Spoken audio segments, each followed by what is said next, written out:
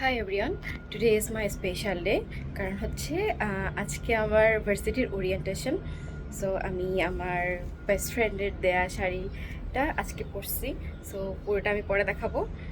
ও জানে না, আর ও আমাকে বলছে যে শাড়ি পরে যাতে ওকে ভিডিও কল দিই। তো ওকে আমি কিছুই দিব না, এটা ওর জন্য সারপ্রাইজ। এটা ও আমার বার্থডেতে গিফট করছিল।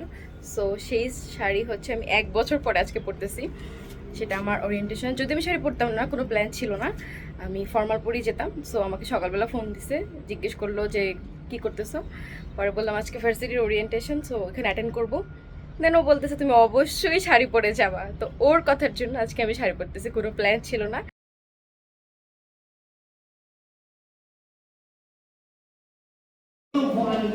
Poland, Switzerland, Sweden.